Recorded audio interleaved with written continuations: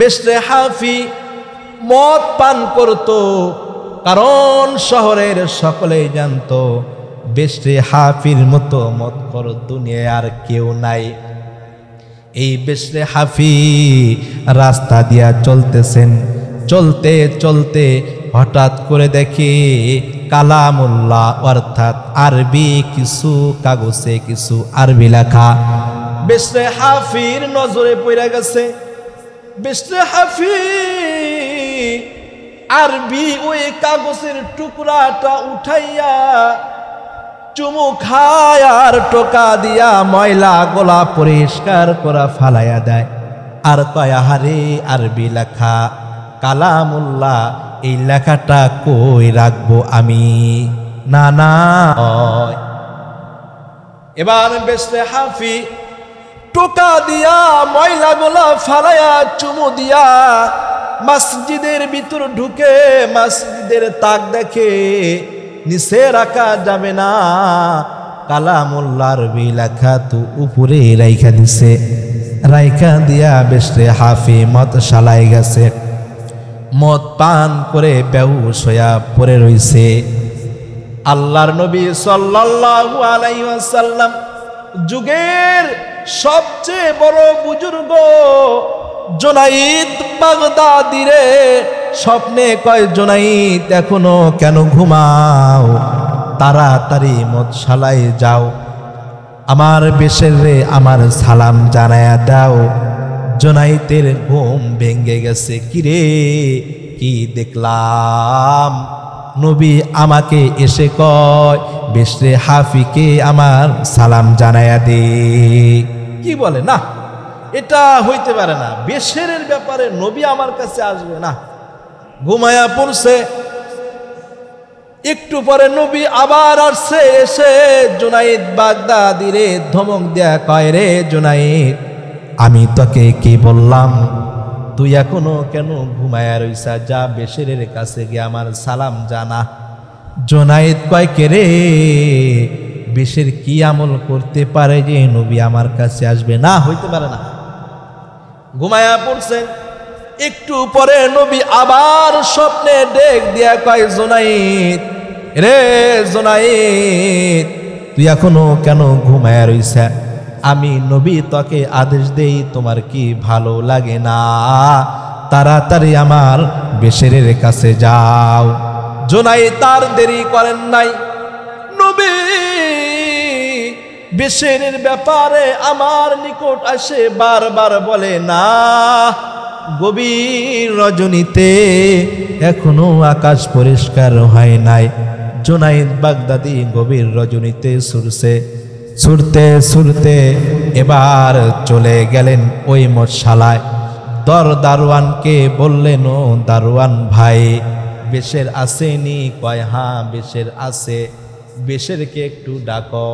এবার দারোয়ান কয়, জুনাইদ গো, এখানে কেন আপনি আসছেন? এখানে তো দরবেশের জায়গা না, ভালো মানুষের জায়গা না। আপনি এই শহরের সবচেয়ে বড় বুজুর্গ আল্লাহওয়ালা, এখানে কেন আসছেন? এবার দারোয়ানকে বলে, দারোয়ান, আমি এই গভীর রজনীতে আমি আসি নাই, আমাকে একজন পাঠাইছে, আমি আসি নাই। আচ্ছা ঠিক আছে, বেশেরকে ডাক দাও।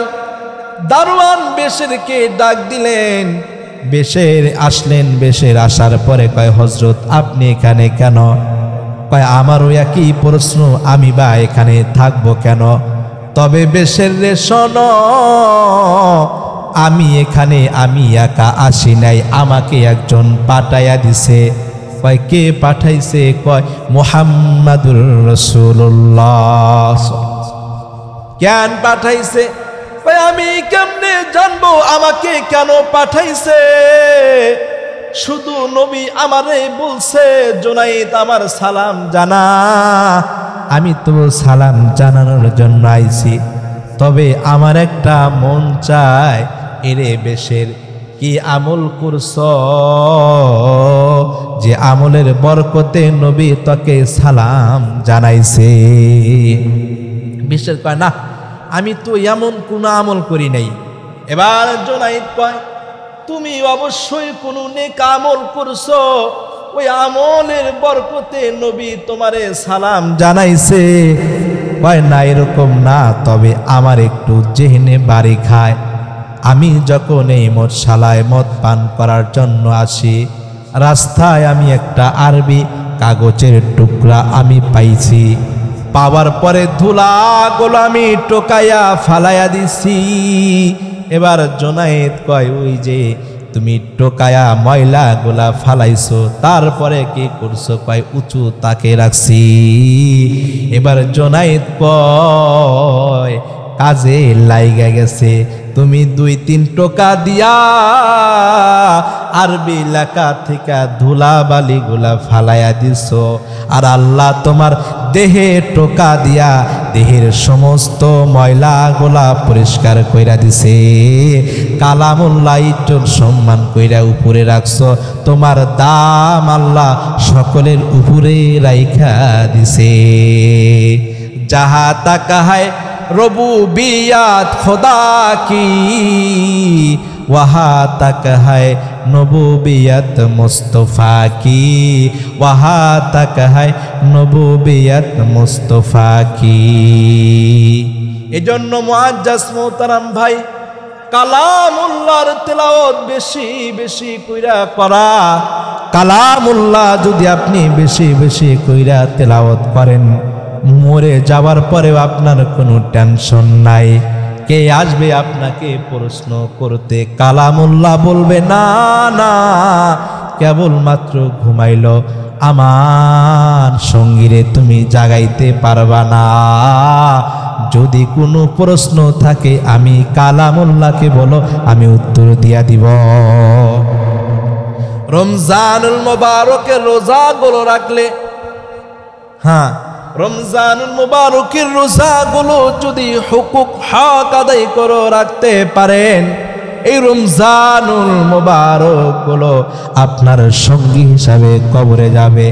কে আসবে আপনাকে ধরতে? জাহান্নাম। না না, রোজা বলবে কেন তাকে ধরবা? আমি তার সঙ্গী, আমি থাকাকালীন আমার সঙ্গীরে জাহান্নাম কেন? জাহান্নামীরে কেউ গ্রাস করতে পারবে না। এরকম ভাবে আপনার নামাজ আপনার সঙ্গী হিসাবে আপনাকে হেফাজত করবে, আপনার যাকাত আপনার সঙ্গী হিসাবে আপনাকে হেফাজত করবে। দুনিয়ায় যদি আপনাকে কেউ মারতে আসে, আপনার বায়ে দাঁড়ায়া যায়, বন্ধু বান্ধবীরা যারা দাঁড়ায়া যায়, বাবা দাঁড়ায়া যায় গো, মা দুঃখিনী নিজের বুকটা পেতে দেয়, বাবা নিজের মাথাটা পেতে দেয়, ভাই নিজের বদনটা দিয়ে দেয়। না না, প্রথম মাইরটা দিলে আমারে দিবি, আমার বাপ ভাইরে দিও না। কারণ এরা আপনার সঙ্গী, কারণ একটাই রক্তের বন্ধন। 2 নাম্বার হইল এরা আপনার আত্মীয়, এমন আত্মীয় আপনাকে কেউ কিছু বললে তার লাইগা যায়। ঠিক অনুরূপভাবে দুনিয়াতে বন্ধু বান্ধব আপনার কাজে আসবে, আখেরাতে নামাজ রোজা হজ যাকাত দান সদকা আপনার কাজে আসবে, এগুলোই আপনার কাজে আসবে। এজন্য মুআজ্জাজ মোহতারাম ভাই, বেঈশকে মুহাম্মদ, बेइश्क़े मोहम्मद जिसने पढ़े बुखारी, बुखार उसको आया है न आए बुखारी, बुखार उसको आया है न आए बुखारी। শুধু বুখারীকে ভালোবাসো, বুখারীর জ্বর হবে, কিন্তু বুখারীর মতো যদি আমল না হয় গেরানো পাইবা না। এজন্য মুআজ্জাজ মোহতারাম ভাই, দারহি এটা সুন্নাত, টুপি এটা সুন্নাহ, লেবাস লেবাস এটাও সুন্নাহ। আমার সমস্ত কিছু যেন সুন্নত তরিকায় হয়। আমি খানা খাবো, খানার সময় সুন্নত তরিকায় আমি খানা খাবো। আমি বাথরুমে যাব, এটাও আমি সুন্নত তরিকায় ঢুকবো, বের হব তো সুন্নত তরিকায় ঢুকবো। এরকম ভাবে যদি আমার আপনার জীবনটা যদি আমলে করতে পারে, রাসূলের সুন্নাত অনুযায়ী করতে পারে, দুনিয়াতেও সফল, আখিরাতেও সফল। আল্লাহ রাব্বুল আলামিন আমাদের বোঝার তৌফিক দান করুন। মুআজ্জাজ মুহতারাম ভাই, ইতিকাফ এটা অবশ্যই থাকতে হয়। এটা আমাদের মহল্লায় থেকে যে কোনো একজন ব্যক্তি হলে ইতিকাফে থাকতে হবে। অনেক বর্ণনায় এমনও পাওয়া যায় যদি একজনও না থাকেন এরকমও হইতে পারে সকলে গুনাহগার হবে। এই জন্য একজন হলেও থাকতে হয়, একজন হলেও থাকতে হয়। ইতিকাফ আমরা ইনশাআল্লাহ থাকবো। ইতিকাফ করলে আমাদের কিছু ফায়দা আছে। এক নম্বর হলো কদরের রাত কোন দিন নির্দিষ্ট কেউ বলতে পারে না, তবে শেষের 10 দিন এটা কোনো ইখতিলাফ কেউ করে না যে এর মধ্যেই থাকতে পারে। অনেকেই বলেন 20 দিন, কিন্তু 10 দিনের পরে কদরের রাত থাকতে পারে, এটা নিয়ে কারো কোনো ইখতিলাফ নাই। এর জন্য ইতিকাফে বসলে এটা একটা ফায়দা, এটা একটা ফায়দা। আপনি যেহেতু প্রত্যেক দিনে আমল করবেন, হইতে পারে যে কোনো একটা দিন আপনার কাজে লাগা যাবে, একটা দিন কাজে লাগা যাবে। তবে আমরা 27শে রমজানকে শবে কদর এই জন্যই বলি যে অনেক উলামা ফুকাহা এটার উপর ভিত্তি করে এ কথাটা বলেন যে এটা 27শে রমজানে কদর, এটা অধিকাংশ উলামা ফুকামা মত পোষণ করেছেন। এই জন্য আমরা বলি, ঠিক আছে ইনশাআল্লাহ। এরপরে আমরা যেইটা করব সেটা হইতেছে ইতিকাফ অবস্থায় কেউ যদি আল্লাহর জন্য একদিন ইতিকাফ করে তাহলে 3 খন্দক সওয়াব পাবে। কয় খন্দক? 3 খন্দক। মুহাদ্দিসিন ইকরাম এই হাদিসের ব্যাখ্যা বলেন যে খন্দক হলো এই জমি থেকে প্রথম আসমান পর্যন্ত 1 খন্দক, এরকম 3 খন্দক। অর্থাৎ যদি জাহান্নাম আপনার কাছে আসেও তাহলে এই একদিন ইতিকাফ করলেন আল্লাহর জন্য, এই জন্য জাহান্নাম 3 খন্দক দূরে চলে যাবে। ইতিকাফ ইনশাআল্লাহ আমরা করব।